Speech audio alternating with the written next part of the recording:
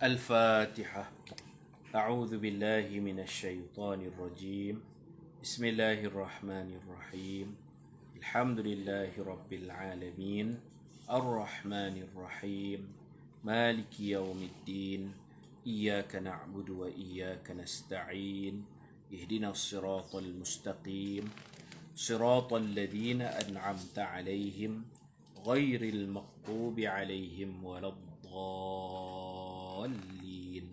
آمين. السلام عليكم ورحمة الله وبركاته. الحمد لله رب العالمين والصلاة والسلام على أشرف الأنبياء والمرسلين وعلى آله وصحبه أجمعين. رب اشرح لي صدري ويسر لي أمري واحلل عقدة من لساني يفقه قولي. سبحانك لا علم لنا إلا ما علمتنا إنك أنت العليم الحكيم ولا حول ولا قوة إلا بالله العلي العظيم. Mari sama-sama kita membaca Sayyidul Istighfar. Allahumma anta rabbi la ilaha illa anta khalaqtani wa ana abduka wa ana ala ahdika wa wa'dika mastata'tu a'udzu bika min syarri ma sana'tu abu'u laka bi ni'matika alayya wa abu'u bi dhanbi faghfir li fa innahu la yaghfiru dhunuba illa anta. Alhamdulillah, malam ni kita sambung bacaan kitab sirah ganti pengajian petang tadi. Petang tadi saya ada urusan di luar. Kita sambung muka surat 68. Qala al-musannif rahimahullah, thabatur rasul sallallahu alaihi wasallam fi ghazwati Uhud. Rasulullah sallallahu alaihi wasallam bertahan pada peperangan Uhud. Kita akan baca, walaupun Rasulullah dah letih, lemah, sakit, cedera, luka, tapi Rasulullah tetap sabat, tetap bertahan melawan kafir Quraisy. Keberanian dan kesabaran Nabi, pecah mukanya, patah gigi hadapannya, luka dua keningnya, cedera parah Nabi. Sabata Rasul sallallahu alaihi wasallam fi ghazwati Uhud wa ma'ahu jama'atun min ashabihi minhum Abu Bakr wa Umar. Nabi bertahan di dalam peperangan Uhud bersama satu jemaah daripada sahabat-sahabatnya, antaranya Sayyidina Abu Bakar, Sayyidina Umar dan Sayyidina Ali radhiyallahu anhu.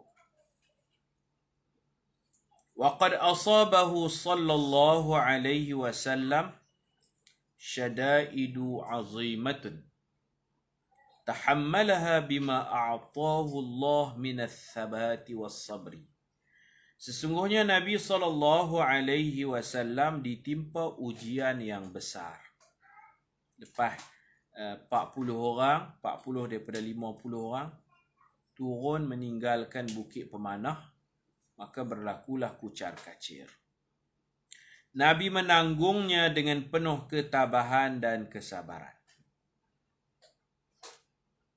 Walaqad aqbala alaihi Ubay bin Khalaf yuridu qatlahu. Fa'akhadha Rasulullah sallallahu alaihi wasallam al-hirbah mimman kanu ma'ahu wa darabahu darbatan kanat sababa halakihi wa lam yaqtul sallallahu alaihi wasallam ghairahu tula hayatih. Seorang kafir bernama Ubay bin Khalaf. Ubay bin Khalaf menerpa ke arah Nabi. Beliau ingin membunuh Nabi. Maka Nabi segera mengambil tombak dari sahabatnya, tombak milik Sayyidina Sa'ad bin Abi Waqqas. Nabi ambil dan Nabi lempak ke atasnya yang menjadi penyebab kematiannya. Sepanjang hidup Nabi SAW, baginda tidak pernah membunuh seorang pun selainnya. Dia ni seorang je mati di tangan Rasulullah. Nama dia Ubay bin Khalaf.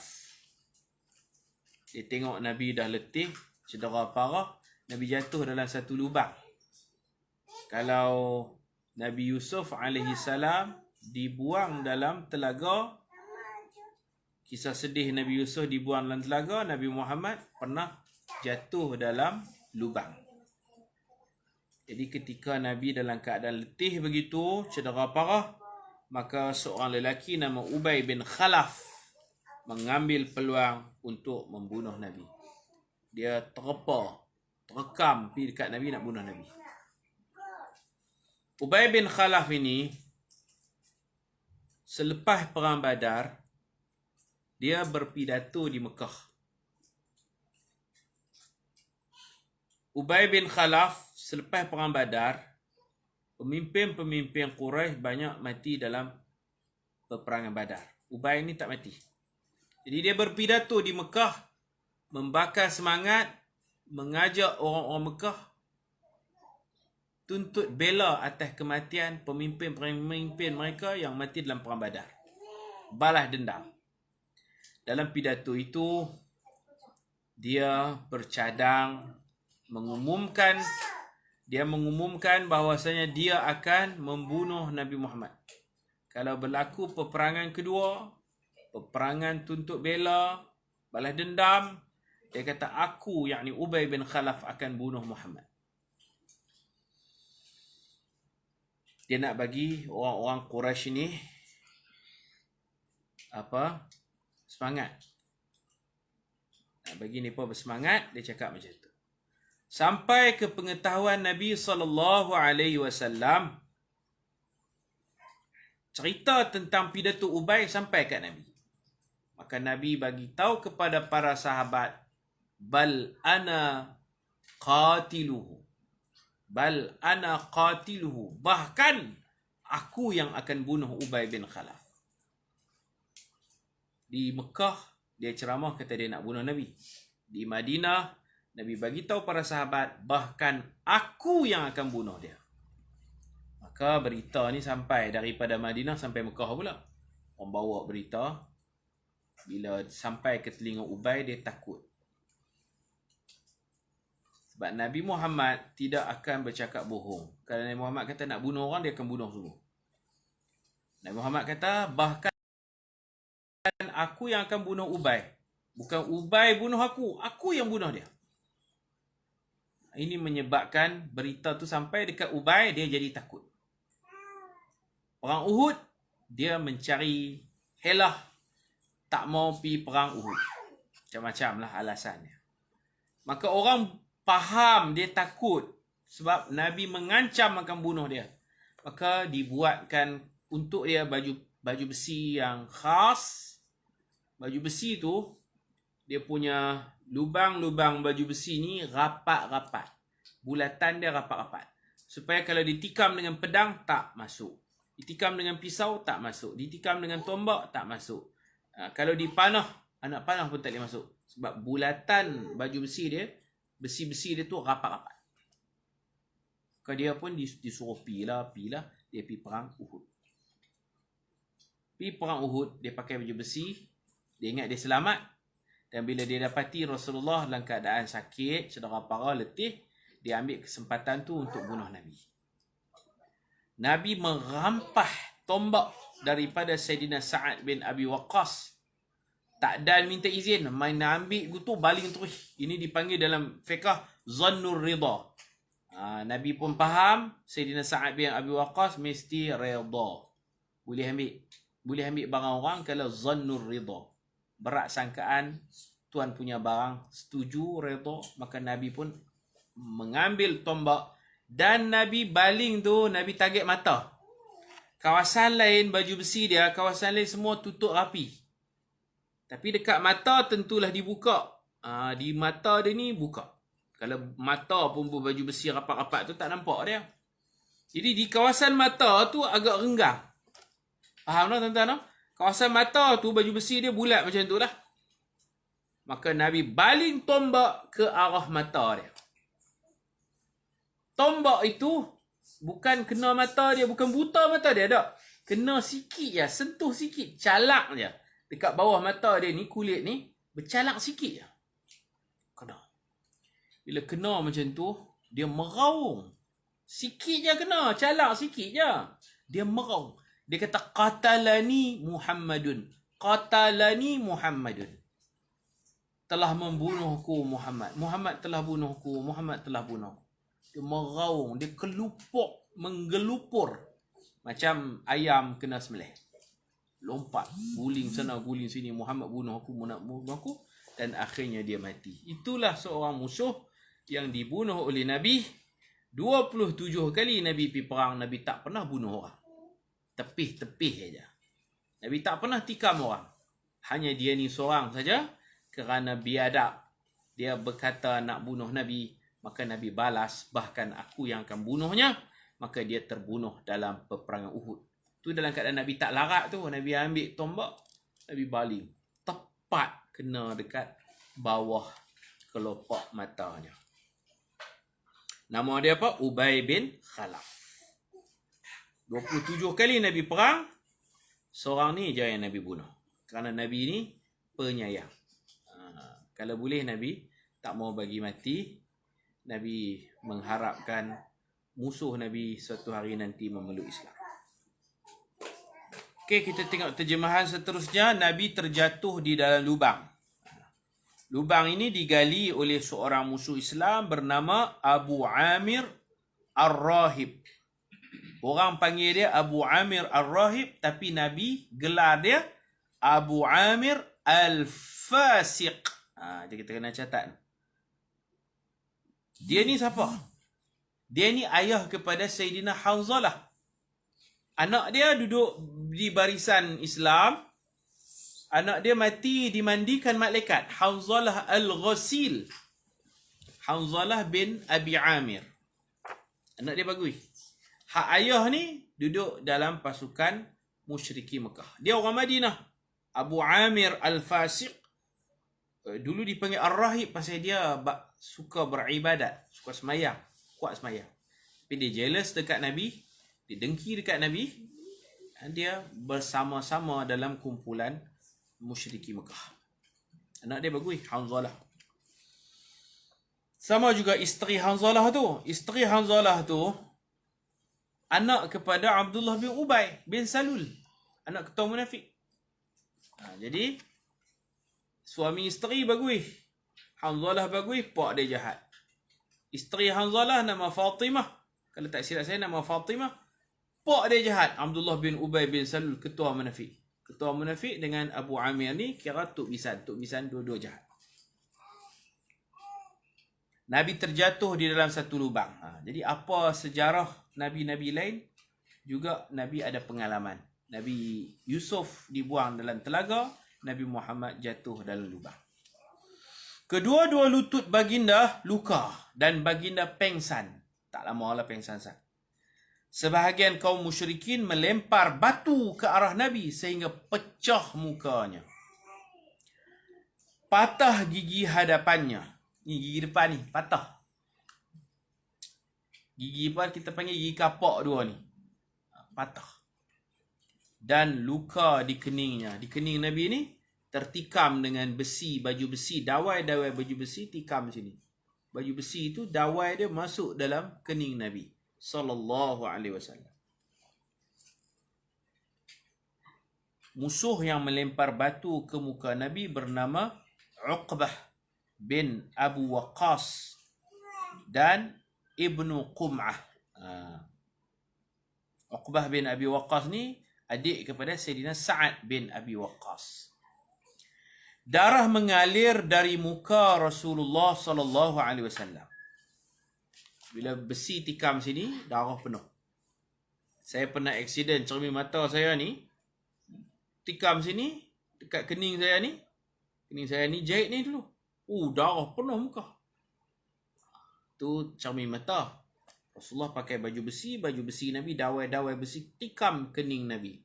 Penuh darah di muka Nabi. Darah mengalir di muka Rasulullah sallallahu alaihi wasallam. Baginda menyapu darah itu. Nabi sapu, Nabi tengok. Sambil bersabda, "Kaifa yuflihu qaumun syajju nabiyahum wa huwa yad'uhum ila rabbihim." Rawahul Bukhari. Artinya, bagaimana hendak berjaya satu kaum yang tergamak melumurkan darah luka di muka Nabi mereka sendiri, sedangkan Nabi menyeru mereka kepada Tuhan mereka. Kemudian baginda dibawa ke satu tempat di lereng Bukit Uhud. Ada tempat, ada gua. Bukit Uhud tu ada gua. Nabi dibawa ke situ, ke dalam gua. Darah Nabi menitik-nitik di dalam gua. Tapi kita jemaah umrah ni payah nak sampai ke situ. Bukit Uhud tu dia ada gua. Dalam gua tu harum wangi kerana menyimpan darah Rasulullah sallallahu alaihi wasallam. Kemudian baginda dibawa ke satu tempat di lereng Bukit Uhud. Di situ putri baginda yang bernama Fatimah radhiyallahu anha membasuh luka baginda. Ali bin Abu Talib membantu menuangkan air. Dia berkhidmat kat Nabi. Sahabat-sahabat lain duk perang lagi. Tetapi selepas itu Fatimah melihat dengan membasuh menggunakan air menyebabkan darah Nabi makin banyak keluar. Tak boleh basuh. Darah ni kalau dia banyak keluar, dia tak boleh basuh. Macam ayah saya pergi bendang, kadang-kadang kena pacat. Rupa-rupanya cara nak berhenti darah ni ada macam-macam lah. Ada orang buang minyak angin dan sebagainya. Kalau ayah saya dia bakar sabut tu, bara tu, dia bara sabut tu dia bagi kena dekat tempat luka. Berhenti luka. Berhenti luka. Itu cara dia. Kena guna yang panas. Kalau di celah-celah kaki ni, antara jari-jari ni keluar darah, kadang-kadang dia titik dengan lilin. Ayak lilin hak panas tu. Tak. Mungkin tuan-tuan ada cara yang lain untuk menghentikan darah daripada keluar. Dalam kitab-kitab fiqh disebut pencuri bila cukup syarat akan dipotong tangan kanan dipotong. Lepas dipotong macam mana? Dicelup dalam minyak panas. Celup dalam minyak panas untuk menghentikan darah. Darah kalau keluar banyak ni jadi letih. Boleh pingsan. Kekurangan darah. Maka Sayyidatina Fatimah duduk basuh muka Nabi yang berdarah ni. Basuh lagi banyak darah keluar. Makin basuh makin banyak darah Nabi keluar. Macam mana nak buat nak bagi berhenti darah? Kita tengok. Dia dengan suaminya Sayyidina Ali. Sayyidina Ali bantu tuang air. Sayyidatina Fatimah lap muka Nabi. Tapi itu menyebabkan darah Nabi makin banyak keluar. Lalu beliau mengambil satu bahagian dari tikar dan membakarnya menjadi bara. Kemudian bara yang terdapat pada tikar itu ditembaknya pada luka Rasulullah sallallahu alaihi wasallam, tembak kat muka Nabi. Maka darah luka pun berhenti. Macam tu cara dia. Ditekap, ditembak, ditekap ke muka Nabi, akhirnya darah pun berhenti. Sakit lah. Sakit memang sakit. Selepas peristiwa Uhud ini, Rasulullah sallallahu alaihi wasallam selalu berdoa di dalam solat subuh, iaitu ketika berdiri i'tidal pada rakaat kedua. Ni yang lepas pada tu dah disyariatkan baca qunut subuh. Baginda meminta supaya Allah melaknat beberapa nama yang baginda sebutkan. Nabi marah. Nabi pun senaraikan nama-nama. Nabi melaknat mereka. Orang yang bunuh Sayyidina Hamzah, pak menakan Nabi. Hindun, Wahsy. Yang Wahsy dia bunuh Sayyidina Hamzah. Dia baling tombak. Allah tak bagi Nabi melaknat. Dalam semayang tu Nabi baca qunut, Nabi laknat. Turun ayat menegur Nabi. Itabur Rasul. Teguran Allah ke atas Rasulullah ketika Nabi sedang sembahyang subuh. Ada ayat ni turun waktu malam. Ada ayat turun waktu siang, ada ayat Quran turun musim sejuk, ada ayat Quran musim panas, ada ayat Quran atas langit, amanar rasul. Ini ayat Quran turun ketika Nabi sedang semayang. Allah tegur Nabi kerana Nabi duk baca doa qunut tu, Nabi menyenaraikan nama-nama musuh ketat yang membunuh terutamanya Sayyidina Hamzah. Nabi tak tahu satu hari nanti mereka ni akan memeluk Islam. Hindun akan masuk Islam jadi mak mentua Nabi. Wahsy pun nanti akan masuk Islam jadi sahabat yang banyak jasanya, yang membunuh Nabi palsu Musailimah Al-Kadzab. Jadi Nabi marah. Nabi bersumpah pula. Lepas Nabi tengok muka Sayyidina Hamzah hancur, dada Sayyidina Hamzah dibelah, hati Sayyidina Hamzah dimamah, Nabi kata kalau dapat ke aku ni pun ni, aku akan buat macam tu. Wallahi aku akan hancurkan muka mereka. Wallahi aku akan belah perut mereka. Aku akan gigit hati mereka. Wallahi. Nabi marah. Biwasfihil bashar. Dengan sifat sebagai manusia, Nabi pun marah. Dendam. Allah Ta'ala tegur Nabi. Allah Ta'ala tegur Nabi. Allah Ta'ala kata janganlah buat macam tu. Bagi peluang kepada mereka. Doakan mereka. Mudah-mudahan mereka berubah dan mereka masuk Islam. Allah menegur perbuatan itu dengan menurunkan ayat 128 surah Ali Imran. Ni ayat ni turun ketika Nabi sedang menjadi imam solat subuh. Laisa laka minal amri syai' aw yatuba alaihim aw yu'adzibahum fa innahum zalimun. Maksudnya tidak ada sedikit pun campur tanganmu dalam urusan mereka itu. Serah ke Allah. Allah boleh bagi hidayah, Allah boleh ubah mereka, ataupun Allah nak seksa mereka pun boleh. Atau Allah menerima taubat mereka, atau mengazab mereka. Kerana sesungguhnya mereka itu orang-orang yang zalim. Dan turun juga ayat, wala in sabartum, jika kamu bersabar. Allah Ta'ala kata, in uqibtum fa'uqibu bimithli ma aqabtum bih. Kalau kamu nak balas-balas setimpal. Mereka bunuh, kamu bunuh. Tak payahlah kamu nak hancurkan muka mereka, nak gigit hati mereka, tak payah. Itu dipanggil muslah. Tak ada adab buat macam tu. Wala in sabartum, tapi kalau kamu bersabar, itu lebih baiklah. Huwa khairul lis-sabirin, itu satu benda yang baik bagi orang yang bersabar. Allah Ta'ala kata kalau nak balas, mereka bunuh, kamu bunuh. Takat tu je. Jangan tiru perangai buruk mereka. Sahabat-sahabat Nabi ni dihancurkan muka, dikerat hidung, kerat telinga, kerat bibir, mereka bagi calak pipi. Banyak sahabat yang sampai tak nampak rupa. Isteri boleh kenal itu pasal pakai cincin je. Antaranya Sayyidina Anas bin Nadar. Sayyidina Anas bin Nadar bila dia dapat tahu, dia ni pakcik Sayyidina Anas bin Malik. Sayyidina Anas bin Malik, pakciknya nama Sayyidina Anas bin Nadar. Sayyidina Anas ni, bila dia dapat tahu kata Nabi dah dibunuh, orang tipu, perang saraf. Bila dia dengar kata Nabi dah dibunuh, dia percaya, dia ingat Nabi dah mati. Maka dia kata, apa guna kita hidup? Mari kita mati bersama Rasulullah. Dia angkat pedang dia, dia terpa ke arah musuh seorang diri. Dia serang musuh seorang diri. Orang larang dia. Dia kata, aku tak boleh. Inni la ajidu rihal jannah. Aku tak boleh dah. Aku tak sabar dah. Kerana aku sedang mencium bau syurga. Min wara'i Uhud. Seolah-olah syurga ada belakang tu. Dekat belakang Bukit Uhud tu. Bau syurga.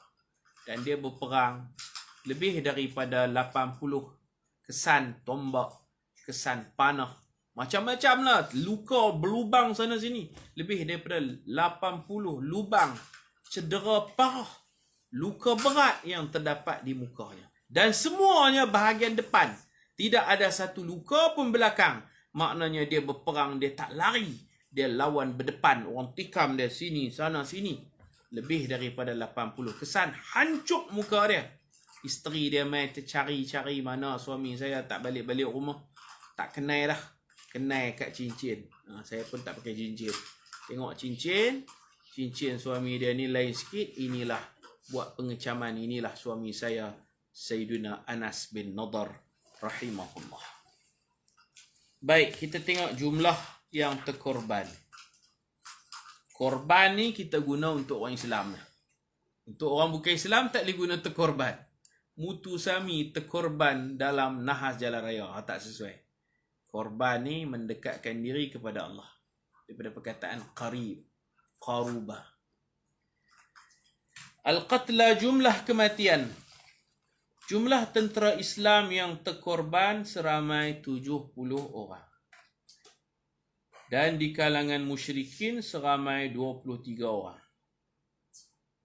70 sahabat ni semuanya dikebumikan di makam permakaman syuhada Uhud. Ada 1 liang 2 orang, ada 1 liang 3 orang. Dan Nabi akan kebumikan sahabat karib. Sahabat karib. Dan Nabi akan tanya siapa hafal Quran lebih, dia duduk depan. Dadanya menghadap kiblat paling depan. Siapa kurang hafal Quran, belakang sikit. Mengikut ilmu. Nabi susun mengikut kelebihan ilmu masing-masing. Itu cara susun-susun tu diambil kira dalam Islam. Macam kita susun atas pentah lah, penceramah utama duduk tengah, tetamu kehormat siapa duduk kanan, siapa duduk kiri. Jadi cara susun-susun tu satu ilmu juga. Nabi kata kalau 3 orang, siapa yang paling afdal, siapa yang hafal Quran lebih, siapa masuk Islam awal, dia depan sekali. Atau belakang-belakang. 3 mayat 1 liang, boleh kerana darurat. Boleh. Kalau tak darurat, tak boleh lah. Macam ada 2 mayat, kita buat asing-asing lah. Mayat ni lubang asing, mayat 1 lagi lubang asing. Kalau dah ramai tak larat nak korek, kita boleh campur mayat. No?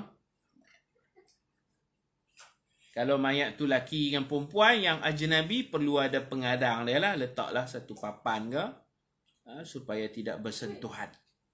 Tapi kalau mayat laki sama laki, tak apalah. Boleh susun 3 orang. Ada 3, 1 liang 3 orang, ada 1 liang 2 orang. Seperti ayah Sayyidina Jabir, nama Sayyidina Abdullah bin Amru bin Hiram. Dia dikebumikan bersama sahabat karib dia, iaitu Amru bin Jamuh. Amru bin Jamuh ni kakinya tempang. Laisa 'alal a'raji haraj. Orang tempang tak wajib pergi perang, tapi dia pergi juga. Nama dia Amru bin Jamuh. Seorang lagi Abdullah bin Amru bin Hiram, ini bapa Sayyidina Jabir. Mereka dikebumikan satu lubang. Kerana mereka bersahabat ketika jahiliah, mereka masuk Islam pun sekali, mereka mati pun sama-sama 1 liang 1 kubur. Lebih kurang beberapa tahun, 20 tahun atau 30 tahun kemudian, berlaku banjir di kawasan Uhud. Kemudian dilihat mayat tidak reput. Antaranya mayat seorang sahabat Nabi yang kakinya tempang, iaitulah yang bernama Sayyidina Amru bin Al-Jamuh, Amru bin Jamuh. Dan ada seorang sahabat lagi yang pegang dai. Kerana dia luka di dai, cedera parah, luka, keluar darah. Sudah berpuluh tahun dah, 36 tahun dah. Orang pun angkat tangan. Bila dia angkat tangan, tiba-tiba darah tu mengalir keluar. Panas, suam-suam darah. Untuk menghentikan darah, maka perlu diletak semula tangan mayat ke tempat tu, baru berhenti darah. Siapakah orang tu? Itulah ayah Sayyidina Jabir yang bernama Sayyidina Abdullah bin Amru bin Hiram. Banyak lagi lah sahabat-sahabat lain yang tidak reput. Kerana Allah janji orang mati syahid ini jangan disangka mati, bal ahya'un 'inda rabbihim yurzaqun. Bahkan mereka hidup mendapat rezeki di sisi Tuhan. Kaum Quraisy telah menghodoh dan mencacatkan muka para syuhada yang terkorban dengan kecacatan yang amat mengerikan. Ramailah. Mereka bagi hancur muka. Tu kita dalam Islam, Nabi pesan, kita kena buat baik. Idza qataltum fa ahsinul qatlah. Bila kamu membunuh, bunuh cara elok. Wa idza dhabhtum, bila kamu sembelih binatang, fa ahsinudz dhabha. Sembelih elok. Sembelih elok ada adab ni. Kan menghentam sembelih. Dalam peperangan ini, bapa saudara Nabi iaitu Hamzah radhiyallahu anhu dibunuh oleh seorang lelaki bernama Wahsy. Seorang perempuan membelah perutnya, tu mak mentua Nabi sendirilah, Hindun, Sayyidatuna Hindun, dan mengambil hatinya untuk dimakan. Kemudian beliau menggigitnya, kemudian melemparkannya. Nabi SAW sangat sedih dan memerintahkan agar dikebumikan semua syuhada dengan pakaian yang mereka pakai ketika dibunuh. Setelah pulang ke Madinah, orang Islam diejek oleh golongan Yahudi dan munafik. Munafik 300 orang yang patah balik tu. Mereka berkata kepada rakan-rakan mereka, berkata apa? Lau kanu indana ma matu wa ma qutilu. Surah Ali Imran ayat 156. Orang Yahudi dan orang munafik kata, jikalau mereka berada bersama kita, yakni berkubu di Madinah, kalau mereka dengar cadangan kita duduk Madinah, tak keluar pergi Uhud. Jikalau mereka berada bersama kita, sudah tentu mereka tidak mati dan tidak dibunuh. Dah mati dah, tak payah duduk kalau-kalau lah. Ini semua membuka pintu syaitan. Okey. Saya cerita dawai tu tikam kening Nabi. Ada sahabat yang tolong cabut, iaitu Sayyidina Abu Ubaidah Al-Jarrah. Abu Ubaidah Amir ibn Al-Jarrah. Dia tolong Nabi nak cabut dawai daripada kening Nabi.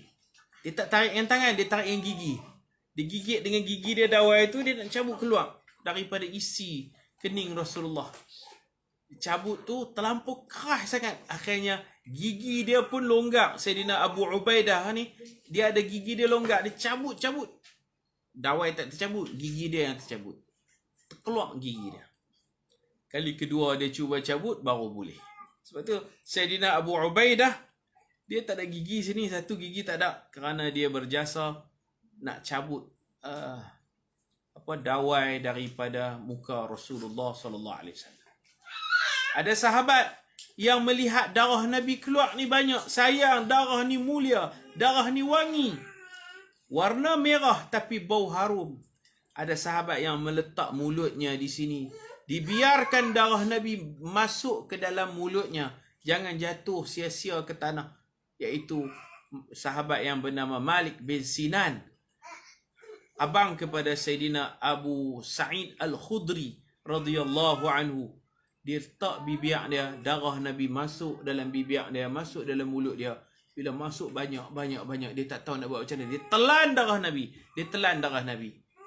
Maka Nabi kata dekat dia, man massa damuhu dami lam yamassahun nar. Siapa yang darahnya bercampur dengan darahku, tidak akan disentuh oleh api neraka. Dan yang paling hero batal, paling menjadi hero mempertahankan Nabi ini, iaitulah Sayyidina Talhah bin Ubaidillah. Kalau sembang cerita bab Uhud, Sayyidina Abu Bakar kata Uhud milik Talhah. Sayyidina Umar kata Uhud milik Talhah. Kerana dialah yang bergadai nyawa mempertahankan Nabi SAW. Ketika musuh menghayunkan pedang untuk mentetak Nabi, untuk membunuh Nabi, Sayyidina Talhah bin Ubaidillah, dia menahan pedang tersebut dengan tangannya sehingga putus tangan dia. Depan Rasulullah, putus tangan. Dan dia tak pengsan. Darah menitik-nitik, tangan dia putus. Dekat siku dia ni, putus. Pertahankan Nabi. Kemudian orang dari jauh panah Nabi. Dia bagi belakang badan dia. Dia jadikan belakang badannya membela, menahan Rasulullah. Banyak anak panah lekat di belakangnya. Tapi dia tak pengsan. Tangan dia putus. Belakang dia tercacok anak-anak panah ni. Penuh di belakang dia. Tangan dia korbankan menjaga keselamatan Rasulullah SAW. Dia tak mati, dia hidup sampai zaman Sayyidina Ali. Dan Nabi gelar Talhah bin Ubaidillah dengan gelaran Asyahidul Hayy, orang syahid yang hidup. Asyahidul Hayy, badan dia hidup, tangannya sudah syahid. Siapa nak tengok orang syahid yang masih hidup, lihatlah Talhah bin Ubaidillah. Kasihnya kepada Nabi sallallahu alaihi wasallam. Ramai lagi sahabat yang berkhidmat menunjuk kasih mereka kepada Nabi yang tak dapat kita sebutkan satu persatu. Cuma saya teringat seorang lagi, iaitu Abu Qatadah bin Nu'man. Anak panah nak kena Rasulullah, maka dia tahan badan dia. Dan salah satu anak panah tersebut kena mata dia. Sehingga mata dia ni jatuh buta. Terkeluar biji mata. Kena anak panah, tarik anak panah, terkeluar seketir biji mata. Rasulullah sallallahu alaihi wasallam merawat mata Abu Qatadah ini. Nabi ambil biji mata tu, Nabi buh balik. Setelah balik Madinah, setelah selesai peperangan, Nabi letak balik biji mata ni ke mata Abu Qatadah. Dan Nabi doakan, ya Allah, Allahumma qi Qatadah kama waqa wajha Rasulillah. Ya Allah, kau jagalah Qatadah, kau peliharalah Qatadah, kerana dia memelihara Rasulullah sallallahu alaihi wasallam. Dia jadi benteng. Kan Nabi bubuh balik mata ni dan Nabi baca doa. Akhirnya mata dia ni masuk balik dan mata ni lebih terang daripada mata sebelah lagi. Mata ni lebih cantik daripada mata sebelah ni. Mata yang Nabi bubuh balik tu lebih terang. Mata ni boleh tengok berpuluh-puluh kilometer. Belah ni tak nampak. Ahaduhuma nazaran, lebih tajam penglihatan. Itulah kasih sayang sahabat-sahabat Rasulullah terhadap Rasulullah sallallahu alaihi wasallam. Yang keliling Nabi kebanyakannya gugur, seorang demi seorang jatuh syahid, mati depan Nabi sallallahu alaihi wasallam. Peperangan ini Hanzalah Al-Ghasil meninggal dunia, malaikat turun memandikan jenazahnya kerana dia pergi perang dalam keadaan junub, tak sempat mandi wajib, dia pengantin baru. Peperangan ini Mus'ab bin Umair gugur syahid dan tidak ada kain untuk dikafankan, hanya ada satu kain pendek. Bila selimut bahagian bawah terdedah kepalanya, bila diselimut bahagian atas terdedah pula kakinya. Kemudian Nabi kata, kafankan bahagian atas, kaki yang terdedah itu ditutup dengan daun al-idkhir. Jadi itulah ceritanya. Peperangan Uhud ni dia ada 3 pusingan. Pusingan pertama, tentera Islam menang. Pusingan kedua berlaku kucar kacir kerana mereka menyalahi arahan Nabi SAW, turun daripada Bukit Pemanah. Pusingan ketiga, Nabi lawan lagi sehingga menghambat musyrikin Mekah lari balik ke Mekah, iaitu peperangan Hamra'ul Asad. Jadi 3 pusingan, 3 set. Set pertama, tentera Islam menang. Set kedua, fashiltum, Quran pun sebut fashiltum, kamu kalah, kamu gagal kerana kamu tidak mengingati apa yang Nabi pesan. Set ketiga, Nabi dan para sahabat bertahan melawan dan sampai tentera musyrikin lari, tak berani lawan, iaitu sampai ke tempat nama Hamra'ul Asad. Jadi 2-1. 2-1 makna Islam menang.